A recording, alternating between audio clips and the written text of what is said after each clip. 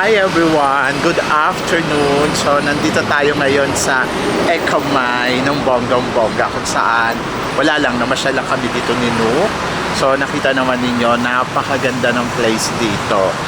Isa to sa mga favorite ko ngayon dahil syempre nandito na lahat. May Starbucks, may McDonald's. Ayan, yung McDonald's kita ninyo. O, diba? Ang ganda lang. Ang ganda pa ng views.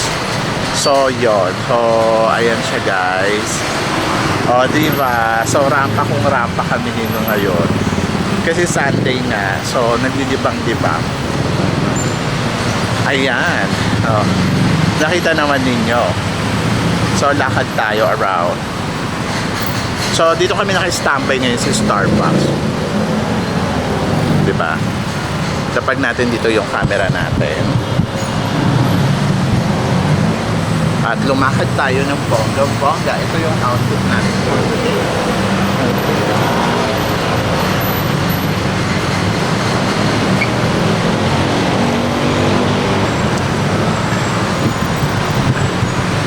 Oh, di ba?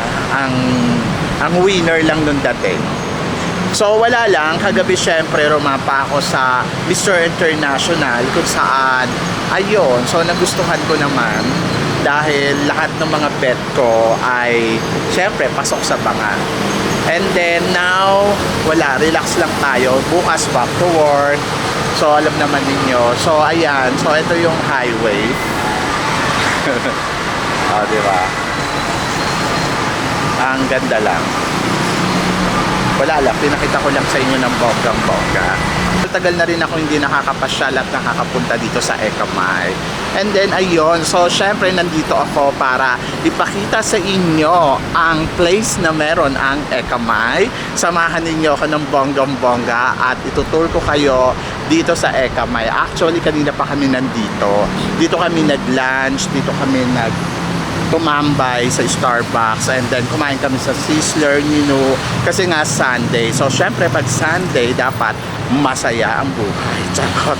So yun. So tara, samahan ninyo ako at ipapakita ko sa inyo ang Ekamay. So yung maliit na area lang dito sa Ekamay, ha. Hindi lahat. Ayan, so napansin niyo meron siyang ganyan. Ayan yung ibig sabihin. Syempre, pag bago ka dito, magwaway ka ng bonggang-bongga. And then, ayun, so nakakatuwa kasi bawat kanto ng mga lugar, makikitaan mo ng ganyan. Oo, normal yan dito sa Thailand. And ganun talaga. So, ang tawag nila dyan is House of Spirit. Diba? Kasi naniniwala nga sila na sa ghost, naniniwala sila na may spirit. So, alam nyo ba guys, dati, yung nag-start ako mag-vlog, sobrang wala akong magamit na gadget. Kahit parang walang-wala talaga. So, kung ano lang yung meron ako, yun lang yung ginagamit ko. Yung phone kong bulok. Tapos, hindi pa siya malinaw. Kung papanoorin ninyo yung mga vlog ko nung nagsisimula ako, sobrang ganun lang. Tapos yung limit lang ng memory ko, hanggang 3 minutes lang. Tapos full na siya. Tapos mamamatay na siya kasi hindi siya basta ganun. Tapos bumuka pa nga yun eh. Pumunta pa ako noon sa sa center para ipa-restart yung phone ko.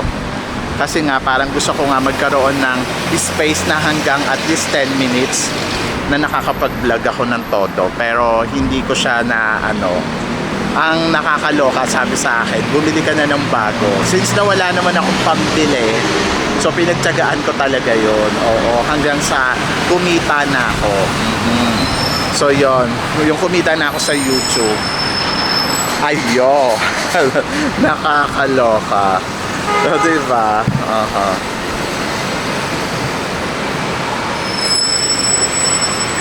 Nakakaloka, biglang nag-zoom. Ayun. Yung kumita na ako sa YouTube, ayun na yon. Ayun na talaga, pinagtiyagaan ko na lang siya kasi wala, no choice. Pero ngayon, masasabi ko, sobrang nabibili ko na yung gusto ko, nakakabili na ako ng bagong phone, tapos ayan nga, may camera na, 'di ba? So after ng ilang taon, kaya sabi ko, panalo ang may tiyaga, may nilaga. Kung wala kang tiyaga, syempre wala kang nilaga. Pero kung magtsatsaga ka sa buhay mo, titiisin mo lahat, pagtsatsagaan mo lang, magkakaroon ka ng benefit at the end of the story.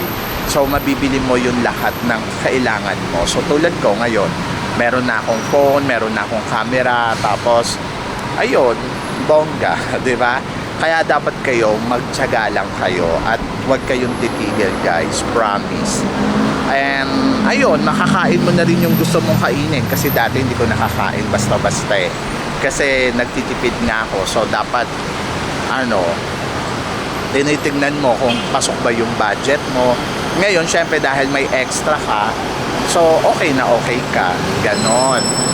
Malakas yung loob mo. Pero syempre pangarap ko pa rin talaga sa maging successful na vlogger pero hindi pageant.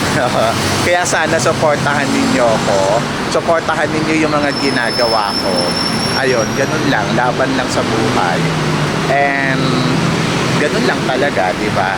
Sabi nga ganun, pagtsagaan mo lang lahat at magkakaroon ka rin ng para sa'yo. Ganon. Kaya guys, laban lang sa mga nangangarap dyan na gusto maging vlogger, pagtsagaan lang ninyo, promise, uunlad din kayo ng bonggang-bongga.